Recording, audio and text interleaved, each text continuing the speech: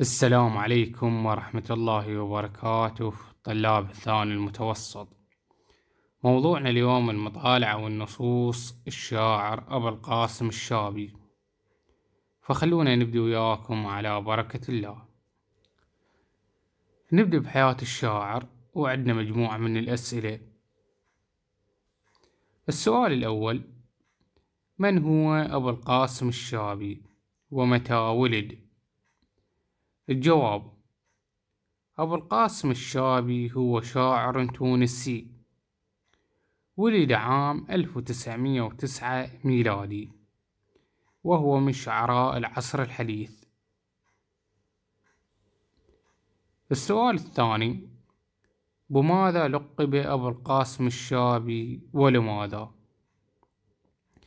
الجواب: لقب بشاعر الخضراء لولعه بالطبيعة. السؤال الثالث: متى توفي أبو القاسم الشابي وماذا ترك؟ الجواب: توفي عام 1934 ميلادي، وله ديوان مطبوع. هسه عندنا قصيدة عذوبة الأمل للحفظ 6 أبيات. يقول بيها الشاعر: يا قلب لا تجزع أمامه، تصلي بالدهر الهصور، فإذا صرخت توجعا هزأت بصرختك الدهور. يا قلب لا تسخط على الأيام، فالزهور البديع يصغي لضجات العواصف قبل أنغام الربيع.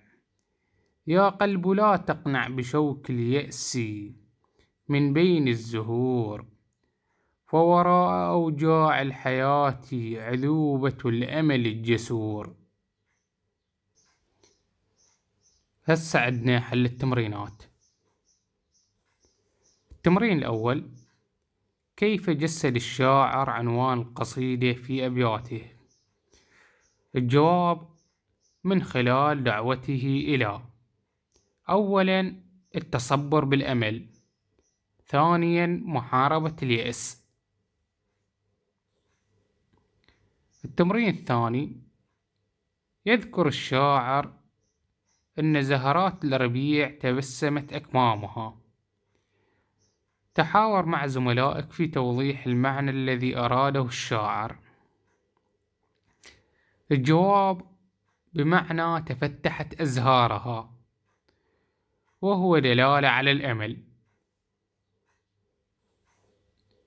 التمرين الثالث: ورد في القصيدة أسلوب النداء غير مرة، عينه ثم اعربه وبين أداته. الجواب: أسلوب النداء يا قلب، وأداته يا، ونوعه نكرة مقصودة، وإعرابه منادى مبني على الضم في محل نصب. التمرين الرابع: يا قلب لا تسخط على الأيام فالزهور البديع. ما إعراب كلمة البديع؟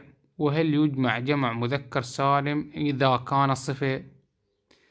الجواب: تعرب صفة ولا تجمع جمع مذكر سالم، لأنها مما يستوي فيها المذكر والمؤنث، ولكنها تجمع جمع تكسير بدائع.